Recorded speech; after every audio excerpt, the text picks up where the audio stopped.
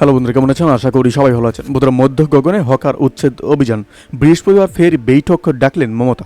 এরকম একটা বড় আপডেট আমাদের সামনে আসছে। অবশ্য আমরা এই বিষয়ে বিস্তারিত আলোচনা করব। আর বন্ধুরা, আপনারা কিন্তু সাইট থেকে কিন্তু রিডিং নিতে পারেন। বন্ধুরা, গত সোমবারই নবান্নে পুরো পরিষেবা ও সরকারি জমি জবরদখল নিয়ে অসন্তুষ্ট প্রকাশ করেছিলেন মুখ্যমন্ত্রী। তারপরেই মঙ্গল ও বুধবার কলকাতা, হাওড়া, বিধাননগর সহ বাংলার সব শহরে বেআইনি জবরদখল ও উচ্ছেদ অভিযানে চালাচ্ছে বিভিন্ন পুর এবং প্রশাসন ও পুলিশ। এই অভিযান ঘিরে বিস্তর প্রশ্ন উঠেছে, সরব হয়েছেন বিরোধী নেতারা। এসবের মধ্যেই আগামীকাল অর্থাৎ বৃহস্পতিবার 27শে জুন 2024 ফের নবান্নে বৈঠক ডাকলেন মুখ্যমন্ত্রী মমতা বন্দ্যোপাধ্যায়।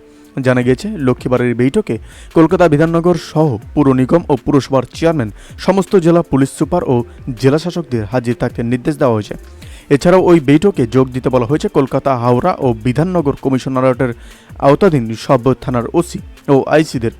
পুলিশ প্রশাসনের হকার উচ্ছেদে অভিযান ঘিরে উদ্বেগ বেড়েছে। শহরের অনুমোদনহীন হকারদের সরানো হচ্ছে, সরকারি জমির জবরদখলকারীদেরও। অনেকে প্রশাসনের এই অভিযানকে সাধুবাদ জানাচ্ছেন, অনেকে আবার প্রশ্ন, এসব হকাররা বহুদিন ধরেই শহরের ফুটপাত বা অন্য জায়গায় বসছেন, কেন শুরুতেই প্রশাসন এদের বিরুদ্ধে পদক্ষেপ করল না? ওদের হকার উচ্ছেদ নিয়ে মুখ খুলেছেন বিরোধী দলনেতা শুভেন্দু অধিকারী।